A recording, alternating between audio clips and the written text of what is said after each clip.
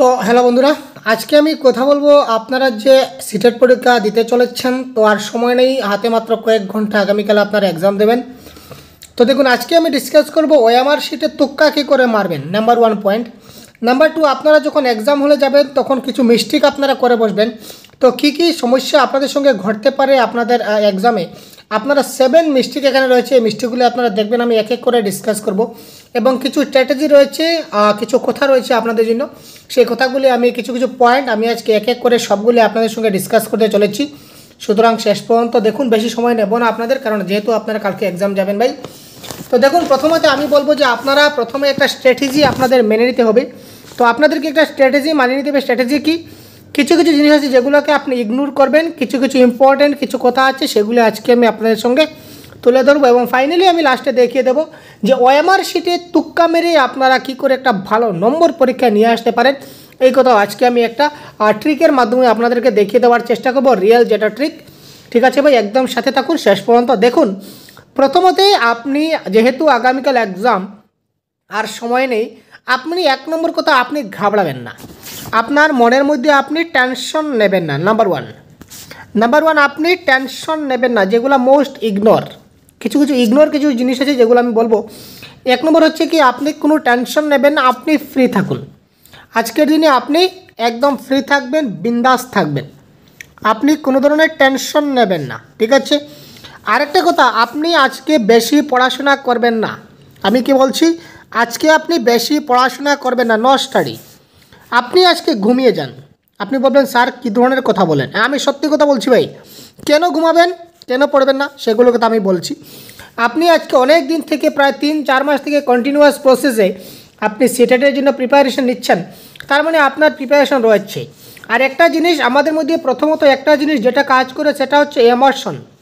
সেটা হচ্ছে কি, এমোশন। আপনাদের এমোশনকে কন্ট্রোল করতে হবে। ইমোশনকে আপনাদের কি করতে হবে, কন্ট্রোল করুন। ইমোশন কন্ট্রোল করুন। আপনার মনের মধ্যে আপনি সাহস আনুন যে আমি 130+ আমি পাবই, একদম গ্যারেন্টি। আপনার মনের মধ্যে আপনি শক্তি নিয়ে আসুন যে আমাকে 130+ আমাকে পেতেই হবে। এই যে আপনার মনের যেটা পজিটিভ থিঙ্কিং, এইটা আপনি ভেবে রাখুন।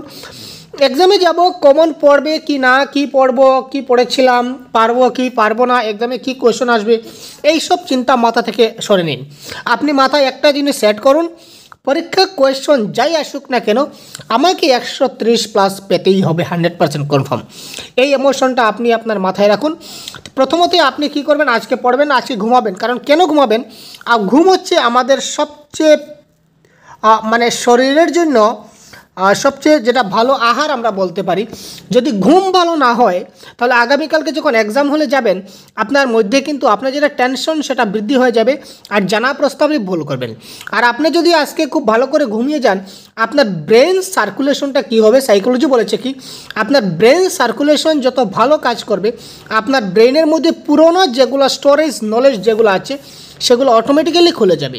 আর আপনি যদি আজকে ঘুমান না, আর আপনি যদি আজকে শুধুমাত্র পড়তে থাকেন, আপনি আজকে যদি পড়তে থাকুন, তাহলে কি হবে আমি বলে দিচ্ছি। আপনি পড়ে দেখুন, আমার কথাটাকে আপনি প্রমাণ করুন। আপনি আজকে পড়া স্টার্ট করুন। আপনি সিডিপি পড়লেন, ঠিক আছে, পিয়াগেট পড়লেন, বাইকোটস্কি পড়লেন, তারপর আপনি অনেকগুলো টপিক পড়লেন, যেমন ইনক্লুসিভ এডুকেশন পড়লেন, আরটি অ্যাক্ট পড়লেন, বা বাংলা প্যাডাগজির বেসিস পড়লেন, ম্যাথস করলেন।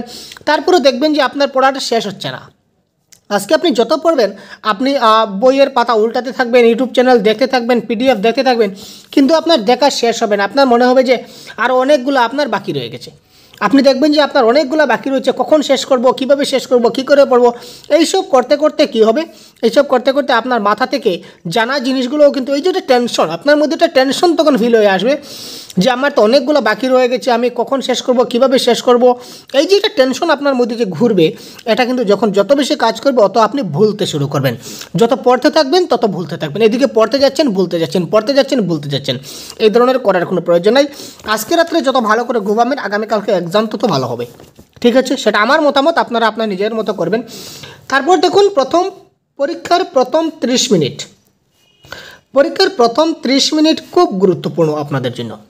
প্রথম 30 মিনিট আমরা কি করি, পরীক্ষায় যখন যাই, প্রথম 30 মিনিট আপনারা কি করেন, এই কোয়েশ্চন পেপারগুলো আস্তে আস্তে খুললেন, হ্যাঁ, আস্তে আস্তে একটু করলেন, যা পারলাম দিলাম, আর দেখি আস্তে আস্তে দেখি, আস্তে আস্তে আর প্রথম 30 মিনিট যদি আপনি আস্তে আস্তে করুন, তাহলে পরের যে লাস্ট যে 30 মিনিট থাকবে এক্সামের, এই লাস্ট 30 মিনিট আপনি দেখবেন পাগলের মতো কোয়েশ্চন পড়ে যাচ্ছেন এবং জানা প্রশ্ন আপনি ভুল করছেন। পাগলের মতো আমি পড়ে যাবেন, পাগলের মতো আপনি পড়তে থাকবেন কোয়েশ্চন পেপারগুলো। একদম অনেকগুলো প্রশ্ন বাকি রয়েছে, প্রায় 50টা প্রশ্ন বাকি রয়েছে, 30 মিনিট বাকি। এবার আমি কি করব, অনেকগুলো প্রশ্ন বাকি রয়েছে। এই চিন্তাধারাটা যখন মাথায় আসবে, তখন জানা প্রশ্নই আপনার প্রশ্ন পড়ে আপনি সঠিকভাবে বুঝতে পারবেন না, আপনার জানা প্রশ্ন ভুল হয়ে যাবে। প্রথম 30 মিনিট আপনাকে যে ডেভেলপ কন্ট্রোল করতে হবে, আপনার যেটা ইমোশন আছে সেটাকে ডেভেলপ করতে হবে, এটাকে কন্ট্রোল করতে হবে। আপনি কনফিডেন্ট ফিল করুন। যেই প্রশ্ন পরীক্ষা আসুক না কেন, আপনি কনফিডেন্ট লেভেলটা কী করবেন, ফিল করবেন, ঠিক আছে। আর প্রথম 30 মিনিটে আপনাকে প্রথম আপনাকে 15 মিনিট দেওয়া হবে পরীক্ষা স্টার্ট হওয়ার আগে। 15 মিনিটস আপনি পাবেন প্রথম ওএমআর ফিল আপ করার জন্য, রোল নম্বর এবং আপনার যে টেক্সট বুকলেট নাম্বার যেগুলো রয়েছে এগুলো ফিল আপ করার জন্য। তো আমি দয়া করে আপনাদের কাছে একটা কথা বলতে চাইছি, রিকোয়েস্ট করছি আপনাদের, যে ভাই এই জায়গাতে আপনারা ভুল করবেন না। কখনো রোল নম্বরের জায়গায় আপনি রোল নম্বর টেক্সট বুকলেট নম্বর বা সিরিজ যেগুলো রয়েছে, মানে ওএমআরের যেটা প্রথম পোর্শন যেটা রয়েছে, এটা আপনি কোনোভাবেই ভুল করবেন না। দরকার হলে এখানে আপনি আরও 10 মিনিট সময় বাড়িয়ে নিন, ওই জায়গাটাকে আপনি আস্তে আস্তে ফিল আপ করার চেষ্টা করুন, না হলে কিন্তু আপনার পরীক্ষার রেজাল্ট আলটিমেটলি খারাপ হতে চলেছে। এটা ভুল হলে কিন্তু আপনার পেপার রিজেক্ট, ডাইরেক্ট কথা। আপনারা 7 মিস্টেক আমরা এক্সাম হলে গিয়ে করি। প্রথম আমি যখন সিটেট দিয়েছিলাম তখন আমার মনে এই ধরনের জেগেছিল, তাই আমি আজকে আপনার সঙ্গে জিনিসগুলো শেয়ার করছি। 7 মিস্টেক। নাম্বার 1, কোয়েশ্চেন পেপারে আপনারা দেখবেন কোথাও নোট লেখা আছে কিনা না। ধরে নিন আমাদের পরীক্ষার হলে আমরা দেখলাম যে আরটি অ্যাক্ট 2009 থেকে প্রশ্ন আসছে, আরটি অ্যাক্ট 2009 থেকে প্রশ্ন আসছে, এবং একটি অপশনে, যেমন 2 নম্বর অপশনে আমি দেখলাম যে আরটি অ্যাক্টের মধ্যে শিক্ষকের অনুপাত 30:1 হওয়া উচিত, ঠিক আছে। আরটি 2009 অনুসারে, আরটি অ্যাক্ট 2009 এই পয়েন্টটা আপনি প্রশ্নে দেখলেন, আর 2 নম্বর অপশনে দেওয়া থাকলো যে 30:1 অনুপাতে আপনাদের শিক্ষক নিয়োগ হবে আরটি অ্যাক্ট মতে। আপনি কী করেন, আপনি বলেন যে আরটি অ্যাক্ট 2009 তো কোয়েশ্চন রয়েছে, আর অপশন নম্বর 2তেই বলেছে যে 30:1, তার মানে এটার সঙ্গে এটা মিলছে, তার মানে এটাই কারেক্ট আনসার হয়ে যাবে। কিন্তু প্রশ্নের মধ্যে যে নোট লেখা ছিল সেটা আপনি দেখেননি। প্রশ্নে বলেছে যে নিচের কোনটি আরটি অ্যাক্ট 2009 মতে শুদ্ধ নয়, বা আরটি অ্যাক্ট 2009-এর আন্ডারে কোনটি নয় বলেছে, কোনটি নট। তো এবার যদি আপনি 30:1 বলে দেন তাহলে সেটা তো সত্য, কিন্তু আপনার আনসারটা কী হয়ে যাবে, ভুল হয়ে যাবে। কোয়েশ্চেন পেপারে নোট আছে কি না, যদি নোট থাকে তাহলে নোটের আনসারটা নোট হবে, নেগেটিভ যেটা সত্য নয় সেটা হবে। নিচে দিয়ে গিয়ে বিকল্প মে কौन सा सही नहीं है, বা নিচের কোনটি সত্য নয়, বা which is the not correct following the option. তো এই ধরনের নোট আছে কিনা না খুব আগে প্রথমে প্রশ্নের মধ্যে খুব ভালো করে দেখে নেবেন। তারপর হচ্ছে দেখুন অ্যাকসেপ্ট, এটাও কিন্তু নোটের বরাবর, ঠিক আছে, একদম নোটের সেম, মানে ওইটা ছাড়া নিচের কোনটি সত্য নয়, এইটা ছাড়া নিচের কোনটি সত্য নয়, বা এইটি ব্যতীত নিচের কোনটি সত্য নয়। তো তার মানে নেগেটিভ যেটা আনসারে থাকবে, যেটা কোনটা সত্য নয় সেটা আপনাকে খুঁজে বের করতে হবে। এই জিনিসটা আমরা প্রায়ই দেখি না, যার কারণে এক্সাম হলে আমরা তো মানে নিজে সাব্বাস দিয়ে বলে থাকি কারেক্ট আনসার করে দিয়েছি। তারপর যখন আমরা আনসারকে অফিসিয়াল মিলালাম বা ঘরে এসে চিন্তা করলাম, তখন দেখলাম এখানে তো নট রয়েছে বা অ্যাকসেপ্ট রয়েছে, আমি কী করলাম, হয়তো ভুল দিয়ে গেলাম। এই চিন্তাটা প্রথমে রাখবেন, এবং এই ধরনের প্রশ্ন কিন্তু বেশি আসে আমাদেরকে গুমরাহ করার জন্য। তারপর কিছুটা হাইড অ্যান্ড হিন্টস রয়েছে, হাইড অ্যান্ড সিক। যেমন ধরুন একটা প্রশ্ন আপনাকে দিয়ে দিল যে পঠনের সমস্যা, আমরা জানি পঠনের সমস্যা ডিসলেক্সিয়া, যে পঠন সমস্যা দিয়ে দেবে, ঠিক আছে, পঠন সমস্যা দেবে, কিন্তু এই সমস্যার সঙ্গে আরও অনেকগুলো কিন্তু কিছু পয়েন্ট যেগুলো আছে সবগুলা কিন্তু একদম ডিটেলস, এটা কোয়েশ্চেন পেপারে একটা প্যারাগ্রাফের মতো কী করবে, ডাইরেক্ট ডিটেলস দিয়ে দেবে, যেখানে আপনারা কী করবেন, বিভ্রান্ত হয়ে যাবেন, আপনার চিন্তায় পড়ে যাবেন কারেক্ট আনসার কী হবে। মানে পঠন সমস্যা দেবে, ঠিক আছে, কিন্তু তারপরেও এর সঙ্গে আরও অনেকগুলো কিন্তু দিয়ে দেবে, আপনারা কী করবেন, টেনশনে পড়ে যাবেন। কিন্তু যেহেতু এখানে পঠন রয়েছে, আপনাদের হিডেন হিন্টস হিসাবে এখানে কিন্তু পঠন রয়েছে, সুতরাং আপনি যেহেতু পঠন দেখেছেন, পঠন সমস্যা, তো পঠন সমস্যা কারেক্ট আনসার দিয়ে দেবেন। আমি জাস্ট একটা উদাহরণ দিলাম, এইভাবে আপনারা কারেক্ট আনসার করবেন। তারপর দেখুন এলিমিনেশন, আপনি বিশেষ করে প্যাডাগজির কোয়েশ্চনে প্যাটাগজির কোয়েশ্চনে যদি আপনি এলিমিনেশন করা না জানেন তাহলে কিন্তু ম্যাক্সিমাম আনসার আপনার ভুল হয়ে যাবে। আপনি কোয়েশ্চন পেপার আপনার হাতে রয়েছে, আপনি তখন চিন্তা করতে পারছেন না যে আপনার ক্ষেত্রে এটা কারেক্ট আনসার কী হবে। যখন কারেক্ট আনসার কী হবে আপনি মানে ভেবে পাচ্ছেন না, সঙ্গে সঙ্গে আপনি ভেবে নিন যে অপশন নাম্বার 1, 2, 3, 4 রয়েছে, এখানে কোনটা অপশন হবে না কোনটা এটা আপনি আগে ভেবে নিন। অপশন নাম্বার 1 হবে না, অপশন নাম্বার 3 হবে না, অপশন নাম্বার 4 হবে না, কোনটা হবে না আগে ভেবে নিন, তারপর অটোমেটিক্যালি কোনটা অপশন হবে সেটা আপনার মধ্যে চলে আসবে। তো এলিমিনেশন আপনি করতে হবে, এলিমিনেশন করাটা শিখতে হবে। তারপর দেখুন চাইল্ড বেনিফিট, আমরা যখন পাঠদান করি শিশুদের, তো চাইল্ড বেনিফিট শিক্ষার্থীরা যেখানে বেনিফিট হয়, শিশুদের যেখানে লাভবান হয়, সেইভাবেই আমরা স্কুলে শিক্ষাদান কেন করি বা আমরা যে টিচার কেন রয়েছি, শিক্ষার্থীদের সুবিধা দেওয়ার জন্য, শিক্ষার্থীদের বেনিফিট দেওয়ার জন্য। সুতরাং যে অপশনে দেখবেন যে শিশুর গুণের জন্য বা শিশুর বেনিফিট বা শিশুর প্রফিটের কোনো কথা বলা হচ্ছে, এই অপশনটা আপনি কি করে দেবেন, চোখ বন্ধ করে কারেক্ট অ্যান্সার করে দেবেন, এটা 100% কারেক্ট হয়ে যাবে। তারপর দেখুন আইডিয়াল সিচুয়েশন, এমন কিছু সিচুয়েশন আপনাদের থাকবে কোয়েশ্চেন পেপারে যেখানে আপনারা দেখবেন যে কী হচ্ছে, আদৌ কিন্তু সেই সমস্যাটা হয়নি। যেমন এমন একটি সরকার যদি আমাদের আসতো তাহলে সমস্ত করাপশনটা একবারে শেষ করে দিত। তো এই ধরনের কিছু অপশন আছে যেগুলো আদৌ বাস্তবে সম্ভব নয়। যেমন if I were a bird I could have flown, যদি আমি পাখি হইতাম তাহলে আকাশে উড়িতাম। তো এই ধরনের এমন কিছু সিচুয়েশন আছে যেগুলো আদৌ সম্ভব নয়, কিন্তু যদি বাস্তবে হতো তাহলে কিন্তু অনেক ভালো হতো। এই ধরনের যদি সিচুয়েশন, আইডিয়াল সিচুয়েশন যদি আপনার থাকে তাহলে এই ধরনের অপশনগুলো আপনার কারেক্ট আনসার হওয়ার চান্স হচ্ছে।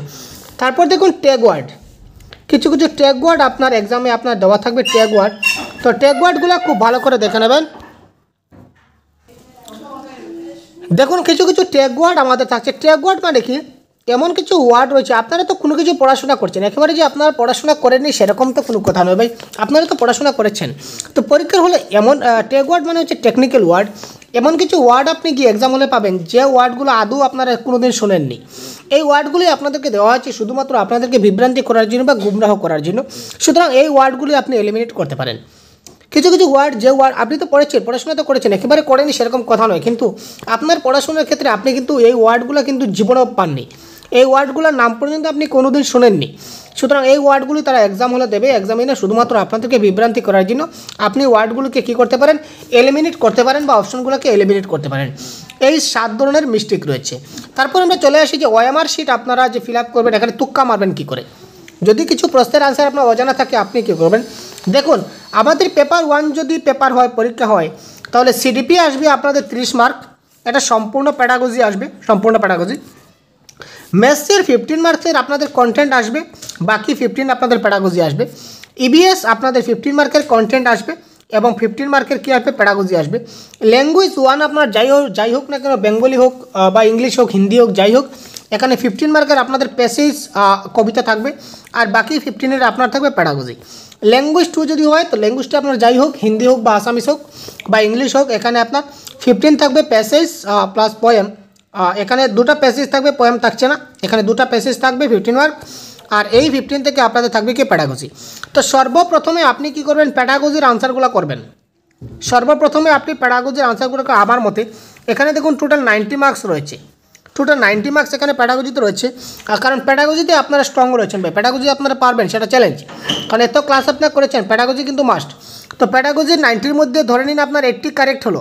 তো আপনারা তো এমন নয় যে আপনারা ম্যাথসে 5 পাবেন না, ম্যাথসে যদি 5 পেয়ে যান, ইভিএসে 10 পেয়ে যান, ল্যাঙ্গুয়েজে 10 পেয়ে যান, এবং এখানে যদি ইংলিশে যদি আমি ধরে নিই 7 পেয়ে যান, তাহলে এখানে আমাদের কত হয়ে গেলো, 7 7 14, তারপর 14 আর 10 কত হয়ে গেলো, 24 আর 5 29 ধরে নিলাম, এখানে আমি 25ও ধরে নিলাম। টোটাল 25 যদি ধরে নিই তাহলে এখানে আপনাদের 105 হয়ে যাচ্ছে। সুতরাং আপনারা একটা ভালো নম্বর ক্লিক করতে পারছেন, তাই না? সুতরাং প্রথমেই আপনারা কী করবেন, প্যাডাগজিগুলো করবেন, তারপর আপনারা এগুলো করা স্টার্ট করবেন। তারপর দেখুন, তারপর আমরা চলে আসি ওএমআর শিটে তুক্কা মারা। তো তার আগে দেখুন, যেহেতু আমাদের পরীক্ষায় কোনো নেগেটিভ মার্ক নাই, কোনো ধরনের নেগেটিভ মার্ক নাই, সুতরাং আপনারা কোনো প্রশ্নের আনসার ছেড়ে আসবেন না, প্রত্যেকটি আনসার আপনারা করবেন, একটাও প্রশ্ন আপনারা স্কিপ করবেন না। পরীক্ষার হলে আপনারা কোনো সময় স্কিপ করতে যাবেন না, ঠিক আছে? তো দেখুন, আমরা ধরে নিলাম যে টোটাল আমাদের প্রশ্ন রয়েছে পরীক্ষার হলে, টোটাল কতটা প্রশ্ন থাকবে আমরা জানি, 150টা প্রশ্ন থাকবে। আপনার 100টা প্রশ্ন কারেক্ট হয়ে গেল, আপনি 100টা প্রশ্ন করে নিলেন, আপনার রয়ে গেল 50টা। তো 50টা প্রশ্নের উত্তর আপনি কি হবে আপনি বুঝতে পারছেন না। তো তার আগে আরেকটা কথা বলে রাখি, এখানে বলে দিই, যেমন আপনারা এখানে সিডিপি আনসার করতে যাচ্ছেন, সিডিপি আপনারা স্টার্ট করেন প্রথমে, সিডিপির যে 30টা প্রশ্ন রয়েছে এখানে ধরে নিন আপনারা 20টা প্রশ্ন করে নিলেন, বাকি 10টা প্রশ্ন আপনার আনসার কী হবে আপনারা খুঁজে পাচ্ছেন না বা আপনারা ভেবে পাচ্ছেন না, এগুলি আপনারা এখন চিন্তা করবেন না। প্রথম যে 20টা পারছেন সেটা করে নিলেন, ওএমআর শিট ফিল আপ করে নিলেন, কাম খতম। এখানে 10টা আপাতত স্কিপ করে চলে যান। সেম টু সেম আপনারা ম্যাথসের ক্ষেত্রেও যে 15টা করলেন, আমি পেটাগুজি বলেছিলাম, এখানে ধরে নিন আপনাদের 10টা আপনারা পারলেন, বাকি 5টা আপনারা পারছেন না, যেগুলো পারছেন না সেগুলোকে স্কিপ করুন, ইজি যেগুলো রয়েছে সেগুলো আপনি আগে সলভ করুন। আপনার যেটা আপনার কাছে খুব সহজ মনে হচ্ছে যে প্রশ্নগুলো, ওই প্রশ্নগুলি আপনি আগে শেষ করার চেষ্টা করুন। যে সাবজেক্টটা আপনার কাছে সবচেয়ে সহজ লাগবে ওই সাবজেক্টটা আপনি প্রথমে ধরার চেষ্টা করুন, আর যেটা সবচেয়ে টাফ লাগবে সেটা সবচেয়ে লাস্ট করুন। এটা একটা ট্রিক, ঠিক আছে ভাই? এটা আমার মতামত, আপনারা আপনাদের মতো করতে পারেন, কোনো অসুবিধা নেই। তো আমি আমার বক্তব্য বলছি। তো এই ধরনের যদি করুন তাহলে কি হবে, যেমন আপনার ধরে নিলাম যে আপনার ল্যাঙ্গুয়েজ ওয়ান আপনার খুব ভালো লাগছে, তো ল্যাঙ্গুয়েজ ওয়ানের 30 মার্ক, আর ল্যাঙ্গুয়েজ 2 যদি আপনার ভালো লাগে তাহলে ল্যাঙ্গুয়েজ 2 এর 60 মার্ক। যদি আপনি প্রথমে 60-এর মধ্যে 50টা যদি প্রথম আধা ঘন্টায় করে নিতে পারেন 30 মিনিটে, তখন আপনার মধ্যে কনফিডেন্স লেভেল একটা হাই হয়ে যাবে। আমি যেটা বলেছিলাম ইমোশন কন্ট্রোল, আপনি আপনার সেলফ কনফিডেন্স হাই হয়ে যাবে। ইয়েস, আমি তো 60টা আনসার করে নিয়েছি, 50টা তো কারেক্ট হবেই, আপনার কনফিডেন্স লেভেল হাই হয়ে যাবে। আর প্রথম 1 ঘন্টায় যদি আপনি মাত্র 20টা প্রশ্ন কারেক্ট করেন, আপনার কনফিডেন্স লেভেল হাই হয়ে যাবে, লো হয়ে যাবে। আমি মাত্র 1 ঘন্টায় 20টা প্রশ্ন করলাম, বাকিগুলো আমি কোন সময় করব, কীভাবে করব, এই চিন্তাধারা যখন আসবে তখন আপনি ডিমোটিভেট হয়ে যাবেন। পরীক্ষার হলে আপনার যেটা কনফিডেন্স সেটা কিন্তু লো হয়ে যাবে, নষ্ট হয়ে যাবে, ঠিক আছে? সুতরাং self confidence the most important. তো আগে বলেছিলাম যে আপনার টোটাল রয়েছে কতটা প্রশ্ন, 150টা প্রশ্ন, তার মধ্যে আপনি 100টা ধরে নিন আমরা কারেক্ট করে নিলাম, বাকি 50টা অপশন আপনার রয়ে গেল, বাকি 50টা প্রশ্নের আনসার করেননি। এবার বাকি 50টা অপশনের আনসার আপনি এ দেবেন, বি দেবেন, সি দেবেন আর ডি দেবেন। আমরা তুক্কা মারবো এবার আমরা ওএমআর শিটে তুক্কা মারবো। তো ওএমআর শিটে যখন আমরা তুক্কা মারতে যাই তখন আমরা বাকি যে 50টা রয়েছে সেখানে 1 দিব না, 2 দেবো না, 3 দেবো না, 4 দিব।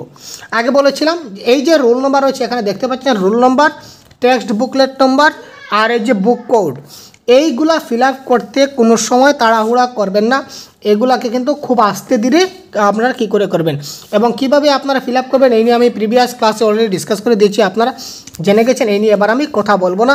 সুতরাং এই যে ওএমআর যে আনসারগুলো, এইগুলো যদি 1-2টা ভুল হয়ে যায়, এখানে যদি 1-2টা আনসার ভুল হয়ে যায় তেমন কোনো ব্যাপার নেই, ঠিক আছে? 1-2টা মার্ক কাটা যাবে, কিন্তু এখানে যদি ভুল হয়ে যায় তাহলে কিন্তু সম্পূর্ণ পেপারটাই আপনার রিজেক্ট হয়ে যাবে। সুতরাং এই জিনিসটা খুব আপনারা মাথায় রাখবেন, ঠিক আছে? তো আমি যে জিনিসটা বলতেছিলাম, আমাদের টোটাল প্রশ্ন ছিল 150টা, ঠিক আছে? টোটাল প্রশ্ন 150টা।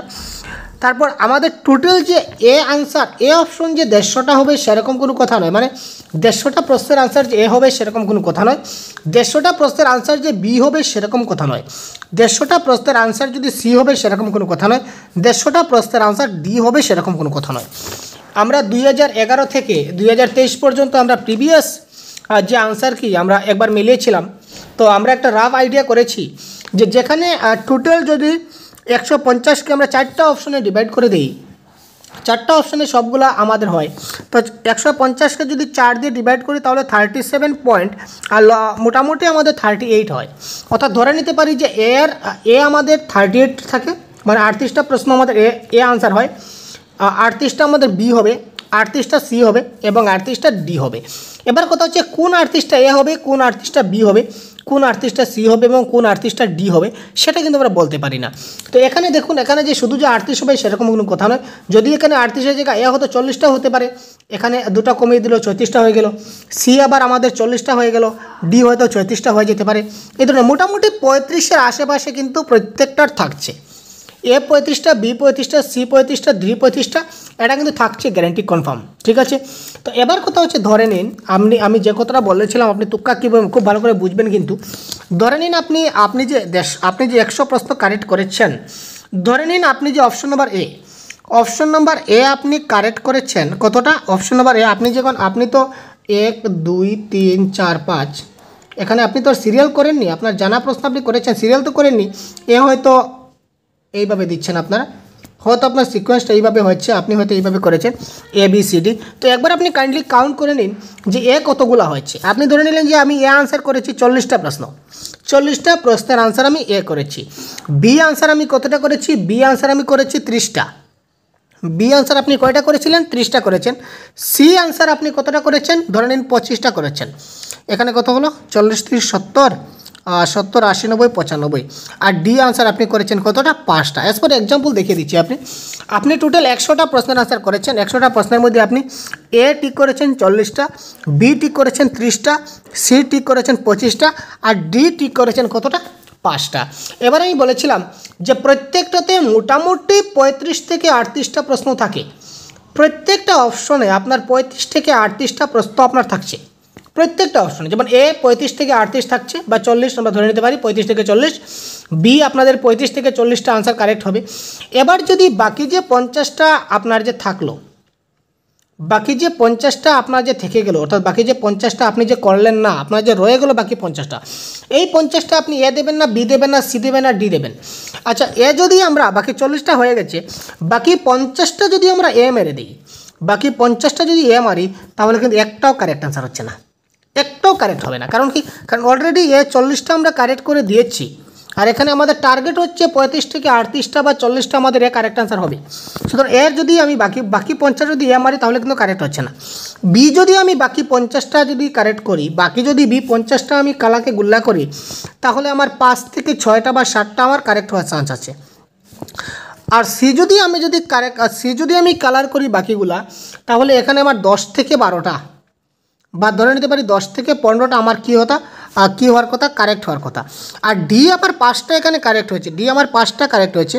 আর বাকি 50টা রয়েছে, যদি বাকি 50টা যদি আমি ডি কারেক্ট করে দিই, তাহলে ডি আমার টোটাল কতটি হওয়ার কথা ছিল? 35 থেকে 38টা। তার মানে এখানে 5টা রয়েছে, বাকি আরও 30টা প্রশ্ন আমার কারেক্ট হওয়ার চান্স আছে যদি আমি ডি টিক করি। ঠিক আছে, তো দেখুন আপনি ফ্রি অফ কস্টে 50-এর মধ্যে 30 পেয়ে যাচ্ছেন। ফ্রি অফ কস্টে একটু টেকনিক্যাল ইউজ করে বা আমার বুদ্ধি আপনার তো বুদ্ধি খাটিয়ে যদি আপনি এইভাবে করেন, তাহলে কিন্তু অনায়াসে আপনি এই বাকি যে 50টা প্রশ্ন যেগুলো আপনার বাকি রয়ে গেছে, ছুটে গেছে, এই 50-এর মধ্যে কিন্তু আপনি অনায়াসে 30 পেয়ে যেতে পারেন। এটা হচ্ছে ট্রিক। আশা করি ট্রিকটা আপনারা বুঝতে পেরেছেন। যদি ট্রিকটা কোনো সমস্যা হয়ে থাকে, তাহলে অবশ্যই কমেন্ট বক্সে জানাবেন। তো আপনাদের মতামত কি, সেই মতামতগুলো আপনারা অবশ্যই জানাবেন। তো সবার জন্য শুভকামনা রইল। আমাদের আগামী দিনের যে এক্সাম রয়েছে, এক্সামে সবাই ভালো রেজাল্ট করবেন এই প্রত্যাশা রাখছি। তো আজকে এই পর্যন্তই। আপনাদের সঙ্গে আর বিশেষ ডিসকাস করছি না, সময় নষ্ট করব না। তো wish you all the best.